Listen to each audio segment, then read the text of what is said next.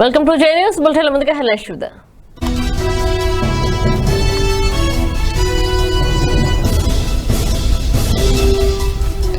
రాష్ట్రంలో అరాచక పాలనకు బొమ్మూరు ఘటన నిదర్శనం. అమలు కాని దిశా చట్టాన్ని ఎత్తేయాలన్న జవహర్.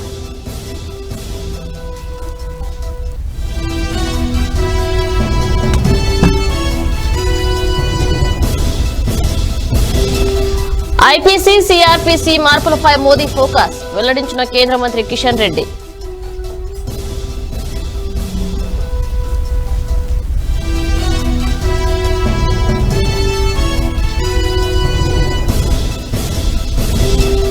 అభివృద్ధి చేసినందుకే మంత్రి కేటీఆర్ ను అభినందించా ఎమ్మెల్యే కోమటిరెడ్డి రాజగోపాల్ రెడ్డి కితాబ్.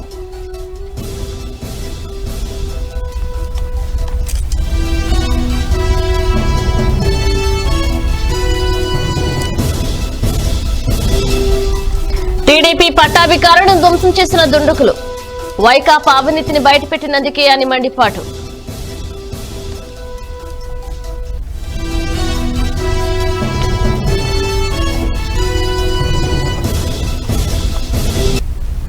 వివరాల్లోకి వెళితే మాజీ ఎంపీ సబం హరి ఒక పొలిటికల్ బ్రోకర్ అని వైఎస్ఆర్ కాంగ్రెస్ పార్టీ రాష్ట్ర అధికార ప్రతినిధి అనకాపల్లి ఎమ్మెల్యే గుడివాడ అమర్నాథ్ ధ్వజమెత్తారు. నీకు మేయర్ గా ఎంపీగా రాజకీయ భవిష్యత్ ఇచ్చిందే మహానేత వైఎస్ఆర్.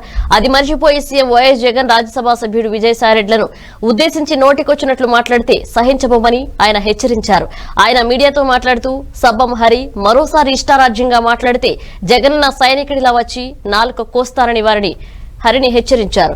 జీవీఎంసీకి సంబంధించిన సుమారు 3 నుంచి 4 కోట్ల విలువైన 213 గజాల భూమిలో సభం నిర్మించిన అక్రమ కట్టడాలను కూల్చివేస్తే చంద్రబాబు గుండెలు బాదుకోవడం ఆశ్చర్యంగా ఉందన్నారు. అందరికీ నమస్కారం. నిన్న మాజీ పార్లమెంట్ సభ్యుడు విశాఖపట్నం నగరం మాజీ మేయర్ అయినటువంటి తెలుగుదేశం పార్టీకి చెందినటువంటి నాయకుడు ఆయన నివాసం ఉంటున్నటువంటి ఇంటి ప్రాంగణంలో విశాఖపట్నం నగరంలో నడిబొడ్డున ఉన్నటువంటి సీతమ్మధార ప్రాంతంలో ఉన్నటువంటి ఆయన ఇంటి ప్రాంగణంలో ప్రభుత్వానికి సంబంధించినటువంటి ప్రభుత్వ భూమి జీవీఎంసీకి సంబంధించినటువంటి భూమి దాదాపు 200 పైచిలుకు గజాలు అంటే దాదాపు 2.5-3 కోట్ల రూపాయలు విలువ చేసేటువంటి భూమి ఆయన ఆధీనంలో ఉండడం, దాని మీద స్థానికంగా ఉన్నటువంటి ఆ కాలనీ వాసులు ప్రాబ్లీ అది ఏపీఎస్సీబీ కాలనీ అని చెప్పి పిలిచేటువంటి ఆ కాలనీ వాసులందరూ కూడా దాని మీద ఒక కంప్లైంట్ ఇవ్వడం, ఇచ్చినటువంటి కంప్లైంట్ మీద ప్రభుత్వం సంబంధించినటువంటి అధికారులు దాన్ని తొలగించడానికి అని చెప్పి అనేక సందర్భాల్లో ఇంటి యజమాని అయినటువంటి తెలుగుదేశం పార్టీ నాయకుడు గొప్పగా చెప్పుకునేటువంటి మాజీ పార్లమెంట్ సభ్యుడు సబ్బం హరి గారికి నోటీసులు ఇవ్వడం, కనీసం నోటీస్ తీసుకోవడానికి కూడా ఆయన అంగీకరించకపోవడం, సంబంధించినటువంటి అధికారులు నోటీస్ని. రాష్ట్రంలో అరాచక దుర్మార్గపు పాలనకు బొమ్మూరు ఘటన నిదర్శనమని మాజీ మంత్రి జవహర్ అన్నారు. తన కుమార్తెను వేధించిన వారిపై చర్యలు తీసుకోవాలని కోరిన తండ్రి ఎస్పీ కార్యాలయం ఎదుట ఆత్మహత్యయత్నం చేయడం బాధాకరమన్నారు. బాలికను వేధించిన వారికి ఎమ్మెల్యే సోదరుడి అండదండలున్నాయని ఆరోపించారు. అమలు కాని దిశా చట్టాన్ని ఎత్తేసి దిశ పోలీస్ స్టేషన్లో మూసేస్తే మంచిదన్నారు. హోంమంత్రి ఘటనపై ఎందుకు స్పందించడం లేదని జవహర్ ప్రశ్నించారు.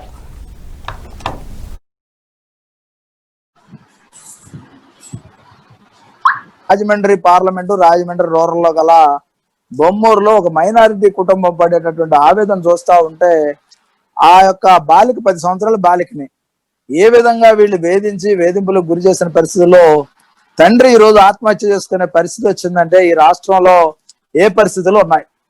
ఈ రాష్ట్రంలో దిశా చట్టం అని పెద్దగా గొప్పగా చెప్పి రాజమండ్రిలో ప్రారంభించినటువంటి దిశా చట్టం యొక్క దశ ఎక్కడ? ఈ రాష్ట్రంలో ప్రజల యొక్క ప్రాణాలకి విలువ లేని పరిస్థితి ఎక్కడ ఉంది? ఉన్నటువంటి పరిస్థితుల్లో ఈ రాష్ట్ర ప్రభుత్వాన్ని ఒకటి అడుగుతా ఉన్నాం. మంత్రి గారు ఎవరైతే సుచరిత గారు ఈరోజు దిశా చట్టాన్ని పెద్ద గొప్పగా ఓపెన్ చేసినటువంటి పరిస్థితి చూస్తా ఉన్నాం. దిశ చట్టం యొక్క పరిస్థితి చూస్తా ఉంటే దిక్కులేని పరిస్థితుల్లో దిశ చట్టం ఉంది. ప్రజల ప్రాణాలకు రక్షణ లేని పరిస్థితుల్లో ఉన్నటువంటి పరిస్థితి ఉంది. ఈ రోజు ఒకటే సాక్షాత్తు ఆ కుటుంబం మమ్మల్ని బ్రతకనివ్వండి, బ్రతికించేటటువంటి హక్కును కల్పించండి అనే ఈ రోజు మదన పడతా ఉంది.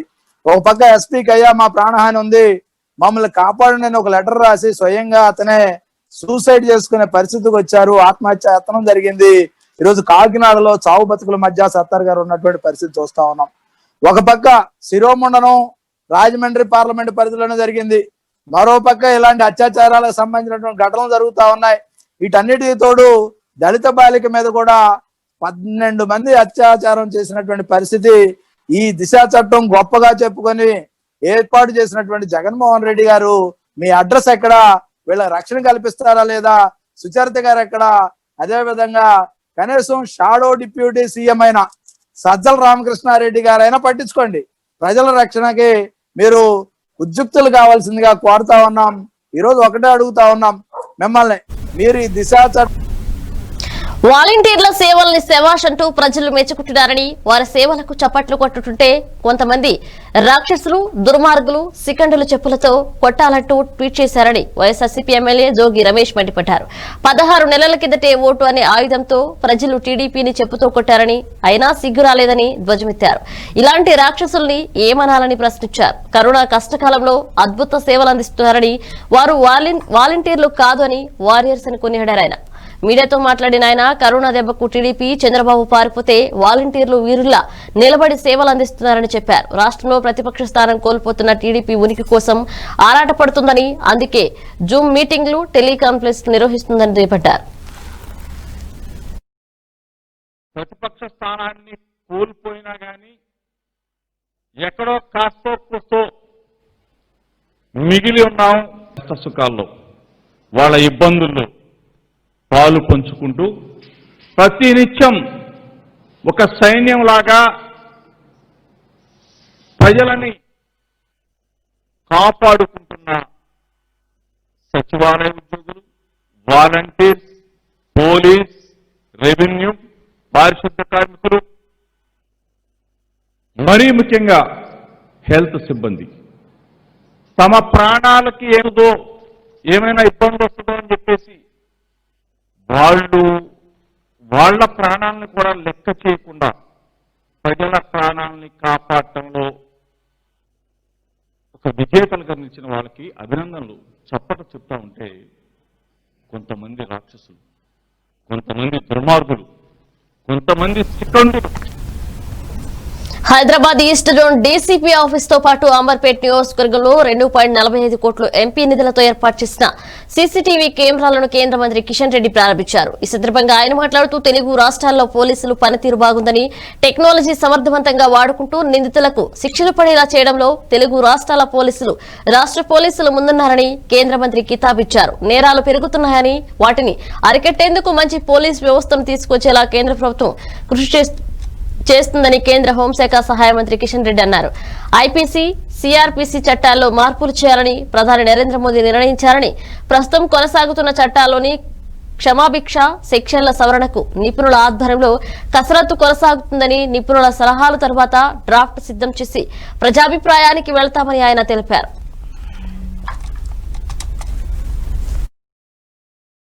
ఇతర ట్రాఫిక్ సంబంధించి కావచ్చు, మౌలిక వసతుల విషయంలో కావచ్చు, చాలా ఒత్తిడి పట్టణాలలో దేశంలో పెరుగుతూ ఉంది.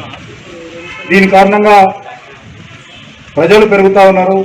అందులో అనేక రకరకాల మనస్తత్వాలు ఉంటాయి, అనేక రకాల మానసికమైనటువంటి ఒత్తిడులు ఉంటాయి. ఈ నేపథ్యంలో నేరాలు కూడా అదే స్థాయిలో పెరుగుతున్నటువంటి విషయాన్ని కూడా మనం గుర్తుపెట్టుకోవాలి. నగరంతో సహా జనాభా విస్తరణ, జనాభా పెరుగుదల అత్యంత వేగవంతంగా జరుగుతూ ఉంది. పట్టణీకరణ అంటే గ్రామాల నుంచి పెద్ద ఎత్తున ప్రజలు పట్టణాలకు వలస వస్తూ ఉన్నారు.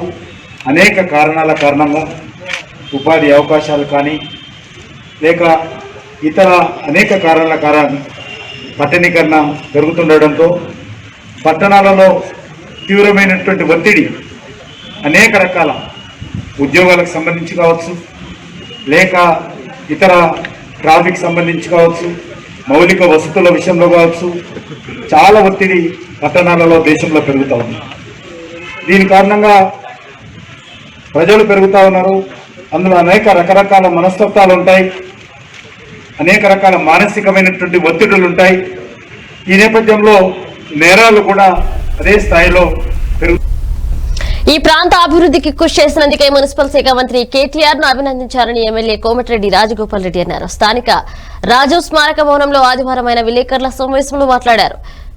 దండు మల్కాపురంలో ఏర్పాటు చేస్తున్న ఇండస్ట్రియల్ పార్క్ వల్ల వేలాది మంది నిరుద్యోగులకు ఉద్యోగాలు దొరుకుతాయని తెలిపారు. అందుకే పార్క్ ప్రారంభానికి వచ్చిన మంత్రి కేటీఆర్ ను అభినందించినామని అన్నారు. ఆలేరు, భువనగిరి నియోజకవర్గాల్లో 2 లక్షల ఎకరాలకు సాగునీరు అందించేందుకు బస్వాపూర్ ప్రాజెక్టును ప్రభుత్వం చేపట్టిందని అన్నారు. లిఫ్ట్ ఏర్పాటు చేసి ఈ ప్రాజెక్టులోకి జలాలతో గొలుసుకట్టు చెరువులు నింపాలని అన్నారు. గతంలో నేను కౌన్సిల్లో ఎమ్మెల్సీలో ఉన్నప్పుడు ఎమ్మెల్సీ కూడా కౌన్సిల్లో చెప్పడం జరిగింది, అసెంబ్లీలో చెప్పడం జరిగింది, ప్రత్యేకంగా కేటీఆర్ గారికి కూడా చెప్పడం జరిగింది. ఈ ప్రాంత ప్రజలకు ఉద్యోగాలు కావాలి ముఖ్యంగా, అదేవిధంగా ఈ ప్రాంత ప్రజల ఆరోగ్యం కూడా ముఖ్యం. కాబట్టి ఈ ఇండస్ట్రీస్ ఏదైతే పొల్యూషన్ చేస్తున్నా వెంటనే వాళ్ళు ఇండస్ట్రీస్ నామ్స్ పాటించాలి, లేదంటే ఇండస్ట్రీస్ లో తీసేయాలి, కానీ ఈ ప్రాంత ప్రజల జీవితాలతో ఆరోగ్యంతో ఆడుకోవద్దని చెప్పి అసెంబ్లీ సాక్షిగా కూడా చెప్పడం జరిగింది. కాబట్టి ఏది ఏమైనా ఈ ప్రాంత ప్రజలు ఏ విధంగా ఇబ్బంది పడుతున్నారు, ఏ విధంగా ఆరోగ్యం కోల్పోతున్నారు. మరి ప్రాంత ప్రజలేమో ఆరోగ్యం పోయింది, భూములు ఇచ్చిండ్రు, ఉద్యోగాలు లేవు. 90% ఈ ప్రాంత ప్రజలకు ఉద్యోగాలు ఇవ్వలేదు. ఉత్తరాంధ్ర రాజకీయ నేత మాజీ ఎమ్మెల్యే ద్రోణం రాజు శ్రీనివాస్ కన్నుమూశారు. ఆయనకి ఇటీవలే కరోనా సోకగా విశాఖలోని పినాకిల్ ఆసుపత్రిలో చేరారు. కొన్ని రోజుల కిందట కరోనా నెగిటివ్ వచ్చినా ఇతర అనారోగ్యాల నుంచి కోలుకోలేకపోయారు. కరోనా కారణంగా ఇతర అవయవాలు దెబ్బతినడంతో చికిత్స పొందుతూ ఆయన తుదిశ్వాస విడిచారు. ద్రోణం రాజు శ్రీనివాస్ మృతితో వైసీపీ శ్రేణుల్లో విషాదం నెలకొంది. ద్రోణం రాజు శ్రీనివాస్ ప్రస్తుతం Visakhapatnam metro region development authority VMRDA chairman గా ఉన్నారు. సీనియర్ రాజకీయవేత్త ద్రోణం రాజు సత్యనారాయణ కుమారుడైన శ్రీనివాస్ చాలా కాలం పాటు కాంగ్రెస్ లో ఉన్నారు. కిరణ్ కుమార్ రెడ్డి ప్రభుత్వంలో విప్గా వ్యవహరించారు.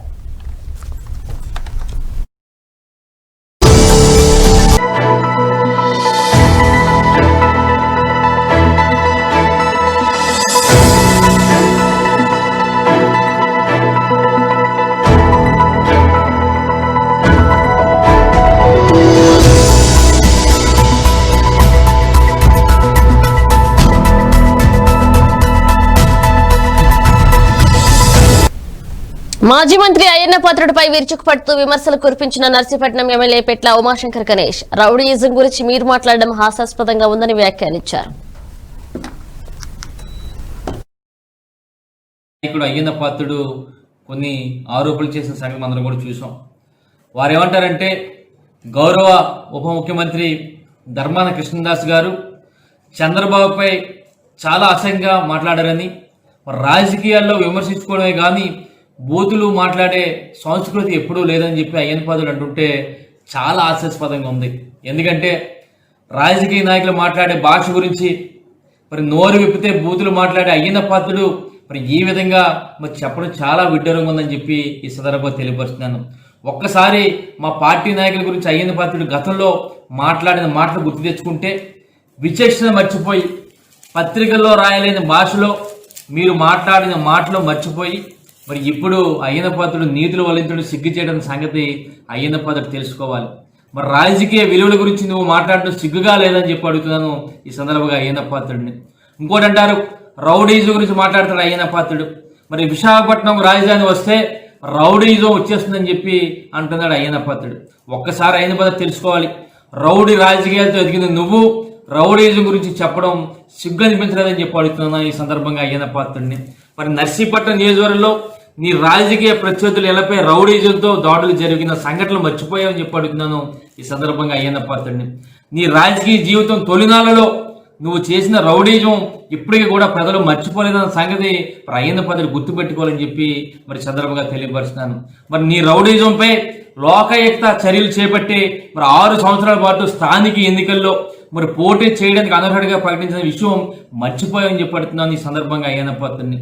ఇంకోటి ఈరోజు చూస్తే చంద్రబాబు నాయుడు కేవలం ఊడిగం చేస్తూ ఉత్తరాంధ్ర ప్రజలకు ద్రోహం చేస్తున్న నువ్వు మా పార్టీ నాయకులపై విమర్శలు చేయడం హాస్యాస్పదంగా ఉందని సంగతి అయ్యన్న పాత్రుడు తెలుసుకోవాలి.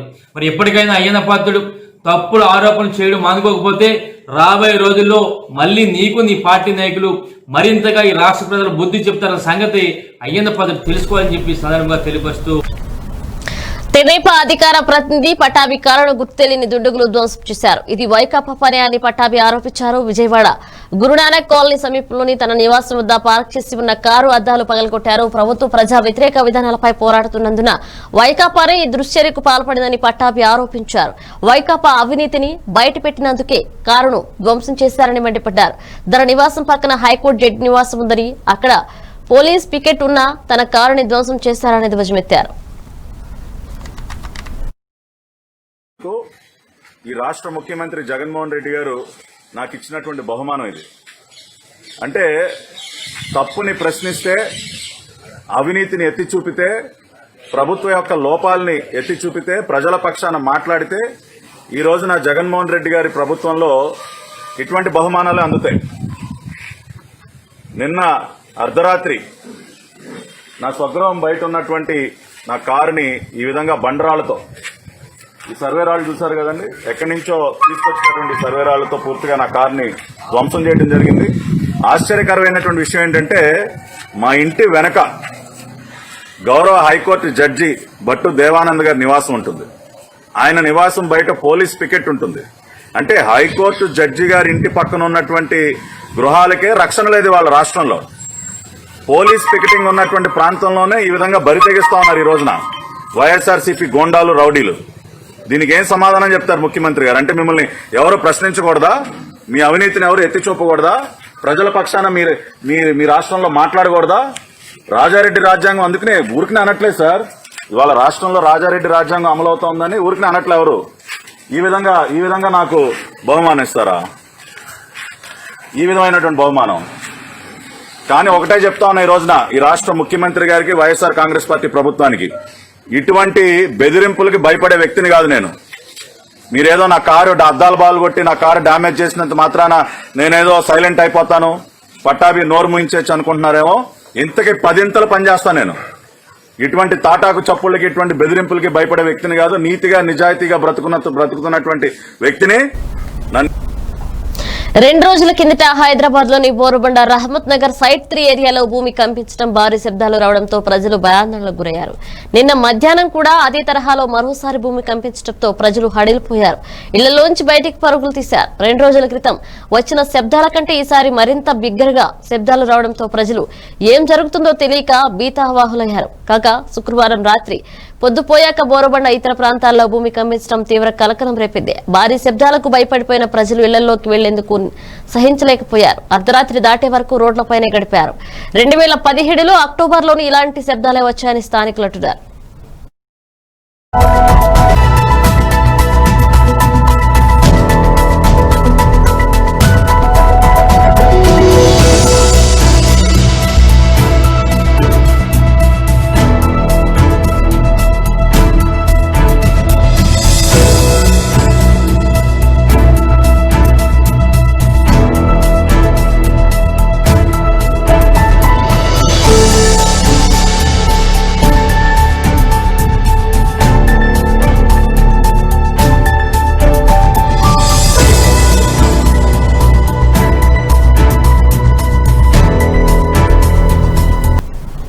దేశంలో కరోనా కేసులు ఇప్పట్లో తగ్గేలా కనిపించడం లేదు. గత 10 రోజులుగా రోజువారీ పాజిటివ్ కేసులు తగ్గినట్లే మళ్లీ తగ్గి పెరుగుతున్నాయి. గత 2 రోజులుగా తగ్గుతూ వస్తున్న కరోనా కేసులు మరోమారు పెరిగాయి. ఈ రోజు 74,000కు పైగా కేసులు నమోదయ్యాయి. దీంతో దేశంలో కరోనా కేసులు 66 లక్షల మార్కును దాటాయి. దేశవ్యాప్తంగా గత 24 గంటల్లో కొత్తగా 74,442 మంది కరోనా బారిన పడ్డారు. దీంతో ఇప్పటి వరకు కరోనా బాధితుల సంఖ్య 66,23,816కు చేరింది. ఇందులో 9,34,427 మంది బాధితులు చికిత్స పొందుతున్నారు. మరో 55,86,704 మంది కోలుకుని ఇళ్లకు చేరుకున్నారు.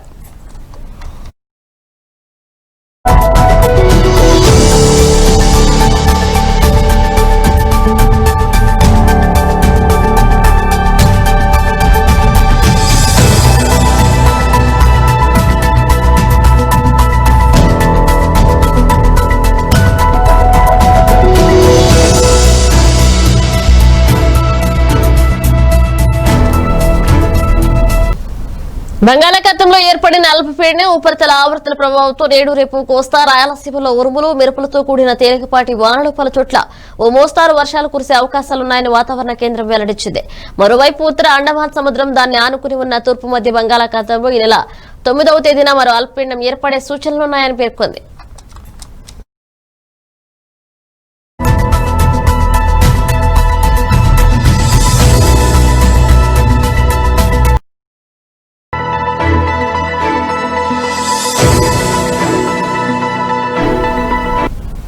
బులెటిన్ ముగించే ముందు హెడ్లైన్స్ మరోసారి చూద్దాం.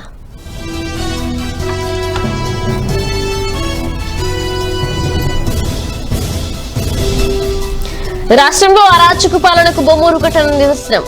అమలు కాని దిశా చట్టాన్ని ఎత్తేయాలన్న జవహర్.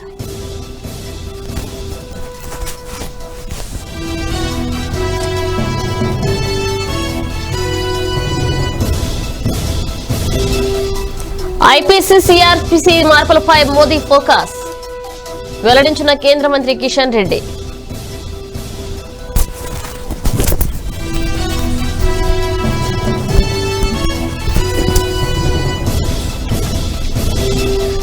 అభివృద్ధి చేసినందుకే మంత్రి కేసీఆర్ ను అభినందించారు. ఎమ్మెల్యే కోమటిరెడ్డి రాజగోపాల్ రెడ్డి కితాబు.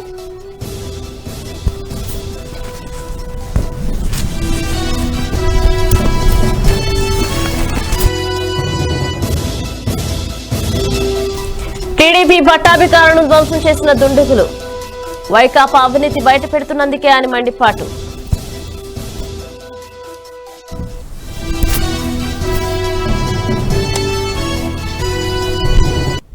ఇవి బులెటిన్ అప్డేట్స్. కీప్ వాచింగ్ జే న్యూస్. నమస్కారం.